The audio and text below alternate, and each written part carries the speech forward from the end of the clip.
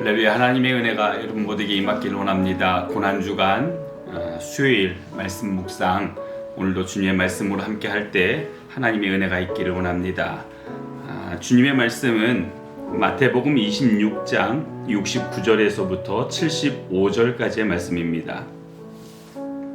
마태복음 26장 69절에서부터 75절까지의 말씀 제가 읽도록 하겠습니다. 베드로가 바깥들에 앉았더니 한 여종이 나와 이르되 너도 갈릴리 사람 예수와 함께 있었도다 하거늘 베드로가 모든 사람 앞에서 부인하여 이르되 나는 내가 무슨 말을 하는지 알지 못하겠노라 하며 앞문까지 나아가니 다른 여종이 그를 보고 거기 있는 사람들에게 말하되 이 사람은 나사렛 예수와 함께 있었도다 하매 베드로가 맹세하고 또 부인하여 이르되 나는 그 사람을 알지 못하노라 하더라. 조금 후에 곁에 섰던 사람들이 나와 베드로에게 이르되 너도 진실로 그 도당이라 네 말소리가 너를 표명한다 하거늘 그가 저주하며 맹세하여 이르되 나는 그 사람을 알지 못하노라 하니 곧 닭이 울더라.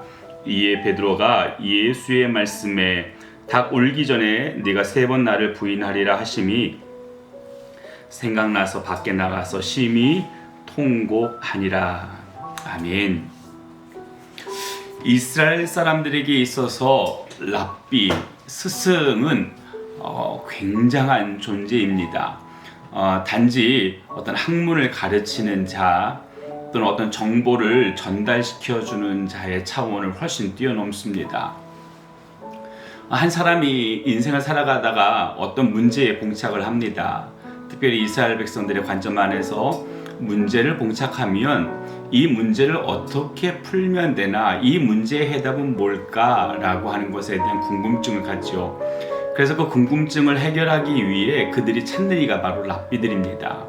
근데 어느 한 날 가서 선생님 이게 뭐 어떻게 하면 되겠습니까? 그건 이렇게 하면 돼 라고 하는 단답식의 답을 구하는 그런 질문도 사실은 아니고 그런 답들도 사실은 아닙니다. 왜냐하면 이들이 추구하는 또 이들이 질문하는 질문이라고 하는 게 1 더하기 1은 몇 개입니까? 이런 질문들이 아니거든요. 이스라엘 백성들의 인생을 통하여서 갖는 질문은 왜 이런 일이 발생했을까? 이런 일은 어떤 영향력을 우리에게 줄까? 또 이 일에 대해서 나는 어떻게 반응해야 될까? 반응하고 난 뒤의 결과물은 뭘까라고 하는 어떤 부분에서는 굉장히 총체적인 그런 답을 구하는 과정들이 되어집니다. 때문에 그 답을 찾기 위해서 사람들이 찾는 그런 시간들을 갖기 시작하면 단순간이 아닌 일정 기간, 상당 시간 동안 그 답을 찾아 헤매게 되는데 그 답의 해결자로서 답을 찾아낼 수 있는 가이드로서 그들이 찾는 이들이 바로 랍비들이었습니다. 그래서 이스라엘 전통 가운데 한 청년이 가정에서 지내다가 어느 순간 자기 부모님께 저 이런 질문이 생겼습니다. 그래서 이 답을 좀 찾아야 되겠습니다. 그러기 위해 내가 이러이러한 랍비에게 이러이러한 선생님께 가서 배우고 와야겠습니다 라고 하면 부모가 되어졌건 또는 그 가문의 수장이 되어졌건 또는 그가 속해 있는 공동체에 누가 되어졌건 이가 배우러 가겠다 또는 그것을 답을 찾으러 가겠다라고 하는 것을 막을 수가 없습니다. 갈 수 있도록 배려해 줘야 되고 그 답이 찾아질 때까지 그 시간적인 여유를 주어야 됩니다. 그리고 반드시 그 답을 찾고 난 뒤에는 그들이 다시 자기의 원래 위치로 돌아와서 그 안에서 자기가 찾은 답을 가지고 공동체를 위해서 또는 가족을 위해서 또는 자기 삶의 비전과 어떤 이루고자 하는 것들을 위해서 애쓰는 수고하는 시간들을 반드시 갖도록 했었습니다. 때문에 이들이 답을 찾는 과정 안에서의 선생님 또는 랍비라고 하는 존재는 자기의 인생의 터닝 포인트를 만들어주는 사람 또는 내가 어떤 인생을 살아가야 되는지에 대한 명확한 답을 가르쳐 줬고 또 그렇게 사는 게 답이야 라고 삶을 통해서 보여주었던 이들이 바로 선생님입니다. 때문에 한번 그들의 마음속에 랍비 선생님으로 인정했고 여겨진 일에 대한 어떤 관계성은 내가 1년 2년 공부하고 떠나면 그 뒤로 뭐 내가 연락 안 해도 되겠지, 이 정도의 관계성이 아닙니다. 그의 관계성은 평생을 그를 쫓아다니며 오늘 그 안에서 배운 것들 다시 검증하고 다시 점검하고 하면서 선생님의 어떤 그 이름의 명망을 더 높이는데 일조하는 인생을 살아가야 되는 겁니다. 자, 베드로가 예수님 앞에 섭니다. 이 예수님 앞에 서는 이 시점은 굉장히 어두운 시점입니다.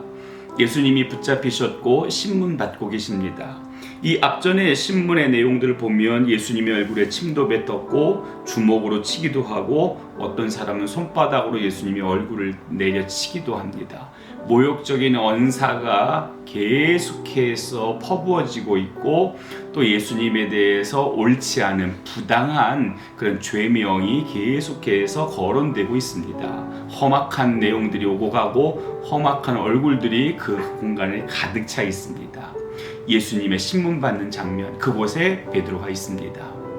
자, 이 베드로가 이 선생님이 어떻게 신문을 받아가시나 어떤 결과에 도달할까라고 하는 것을 멀찌감치 보는데, 여러분, 이 예루살렘 사람들과 갈릴리 사람들 사이에는 같은 언어를 쓰지만 약간의 방언 같은 것들이 섞여 있습니다. 사투리 같은 게 섞여 있는 거지요.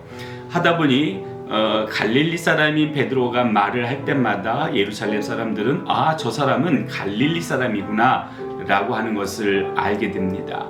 그래서 독특하다 하여 주목하여 보다가 한 어떤 여종이 이 베드로를 누군지를 알게 됩니다. 당신도 예수와 같은 당이 아니냐, 당신도 예수와 같이 있었던 사람 아니냐.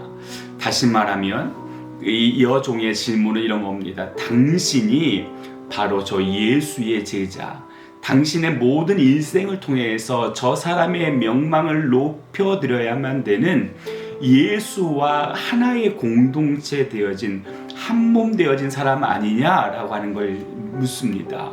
하지만 베드로는 계속 부인하지요. 아니다라고 부인하고 맹세하여 아니다라고 하고 마지막 세 번째 누군가의 질문에는 그가 맹세하여 예수님을 저주했다라고 기록을 합니다. 74절 보면 그가 저주하며 맹세하여 이르되 나는 그 사람을 알지 못하노라 라고 이야기합니다. 알지 못하노라. 그 순간 누가복음은 뭐라 기록했냐면 그 말을 하는 순간 예수님의 시선과 이 베드로의 시선이 딱 마주쳤다라고 이야기합니다. 예수님의 시선과 베드로의 시선이 딱 마주칩니다. 그리고 그 순간 예수님께서 말씀하셨던 것처럼 닭이 울기 시작합니다. 새벽을 알리는 닭 울음소리가 그곳에 가득 채워집니다. 예수님의 시선과 베드로의 시선이 마주쳤습니다. 그 순간 이 베드로의 마음속에 얼마나 큰 아픔이 찾아왔을까. 내 인생에 해답을 주신, 내가 평생을 걸쳐서 같이 연합해야 되고 함께 해야 될 나의 꿈이고 나의 소망이고 그리고 내 모든 것이신 그 예수님, 내가 영원히 예수님을 따르겠습니다. 다른 사람 다 부인해도 나는 예수님을 부인하지 않겠습니다라고 그렇게 호언장담했던 그 예수님 앞에 자기의 모습, 이 모든 것들이 오버랩되어지면서 베드로는 정말로 찢어지는 아픔으로 그 장소를 벗어납니다. 나는 안 되겠구나. 나는 이 정도밖에 아니구나. 나의 약속과 나의 다짐이라고 하는 것은 정말 의미 없구나. 아마 베드로는 그렇게 여겼을 것 같습니다. 그것을 반증하는 것이 바로 오늘 우리가 읽었던 본문의 마지막에 드러나지는 베드로의 모습입니다. 베드로가 어떤 모습을 갖습니까? 밖에 나가서 심히 통곡하니라. 그냥 한쪽 귀퉁이에 흘러내리는 눈물을 닦아가면서 나는 안 되겠구나 라고 하는 정도로 끝나는 것이 아니라 주변에 있는 사람들이 저 사람은 왜 저러지? 라고 여겨질 만큼 통곡하며 나는 아니구나, 나는 안 되는구나, 내가 왜 이랬지? 내가 왜 이럴 수밖에 없었지라고 하며 가슴을 치며 통곡하는 베드로의 모습을 봅니다. 나는 아니라고 했는데, 나는 정말 아니라고 했는데, 그리고 예수님은 나의 정말 모든 것이라고 내가 고백했는데, 그 예수님이 내 눈과 마주쳐 예수님이 그 눈빛으로 나에게 질문하는 것 같았어. 베드로야, 베드로야, 정말 나를 사랑하니? 베드로야, 정말 너에게 나는 어떤 존재니라고 묻는 것 같았어. 근데 그 예수님의 눈길의 질문 앞에 내가 할 말을 잃었어. 내가 대답을 못하겠어. 내가 대답하려고 했는데 내 대답이 너무도 처참해. 내 대답이 너무도 비참해. 내 대답이 너무나도 어처구니 없어. 왜 나는 못 지켰지? 왜 나는 못 지켜냈지? 아마 이 마음이 베드로의 마음속에 있었을런지도 모릅니다. 사랑하는 믿음의 성도 여러분, 오늘 우리가 바로 베드로입니다. 오늘 우리도 예수님을 알고 예수님과 함께 동행하고 예수님의 은혜와 사랑을 입었다라고 여겨지는 그 어떤 날, 오늘 우리 그렇게 감격스럽게 주님 앞에 기도했습니다. 주님, 나 주님을 떠나지 않겠습니다. 나 주님과 함께 살겠습니다. 나 주님의 사람으로 살겠습니다 라고 얘기했는데, 어느 순간 나도 그 새벽에 닭이 울기 전에 예수님 잘 모르겠는데, 나 예수님 잘 모르겠어, 나 예수님과 상관없어 라고 하며 예수님을 부인했던 오늘 우리들 아닌가 모르겠습니다. 예수님의 눈과 우리의 눈이 마주칩니다. 예수님이 우리에게 질문합니다. 그 눈길로 질문하십니다. 베드로야, 너 왜 그러니? 너 왜 그랬니? 오늘 우리에게도 사랑하는 아이야, 왜 그랬니? 왜 그랬니? 라고 질문하십니다. 근데 여러분, 이것도 기억하십시오.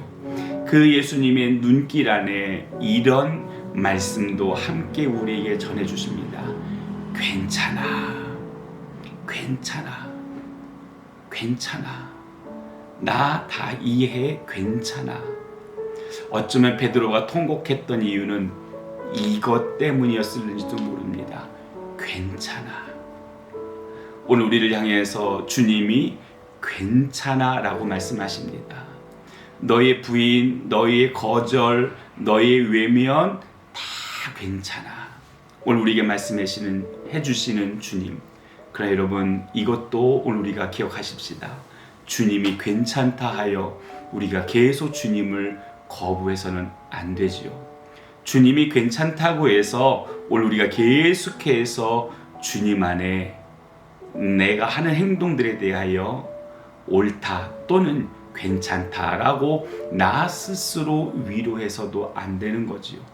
주님은 괜찮다 하시는 그 순간 오늘 우리는 아니요 주님, 내가 다시 새로 하시겠습니다 라고 하며 하나님 앞에, 주님 앞에 더 새로운 사랑의 고백으로, 더 새로운 주님을 향한 우리의 믿음으로 주님 앞에게 가까이 다가갈 수 있는 우리 모두가 되어졌으면 좋겠습니다. 사랑하는 믿음의 성도 여러분, 오늘 베드로의 이 통곡이 우리들의 통곡되어지길 원하고, 결국 이 통곡의 시간들을 지나 주님이 우리에게 말씀해 주시는 내가 나를 사랑하느냐, 내 양을 먹이라 라고 다시 우리를 일으켜 세워주시는 주님을 만나는 은혜가 여러분 모두 가운데 있기를 예수님의 이름으로 축복합니다. 기도하시겠습니다. 좋으신 아버지 하나님, 오늘 베드로의 부인의 이야기를 우리가 보면서 오늘 우리들의 모습 또한 발견하게 됩니다.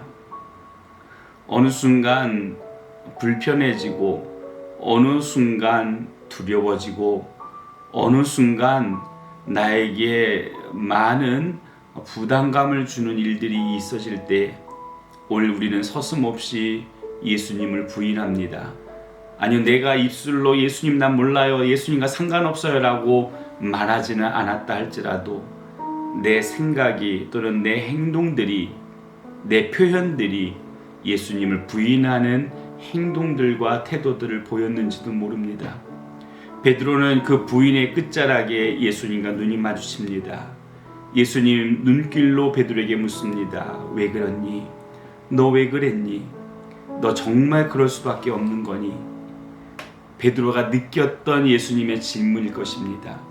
그러나 예수님은 그 질문 끝에 이러한 답도 함께 해주십니다. 괜찮아, 괜찮아, 괜찮아.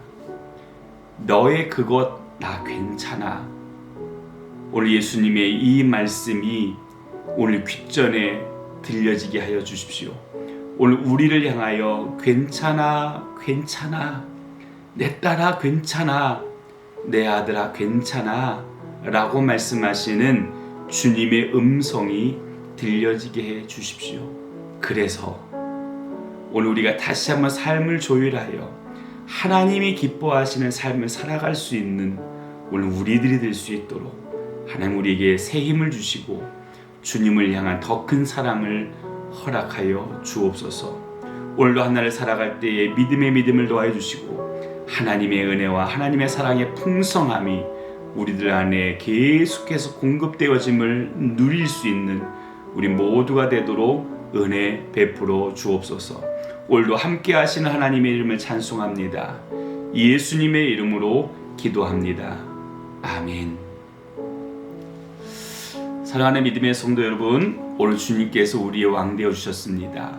주님이 우리의 삶의 인도자 되어 주십니다.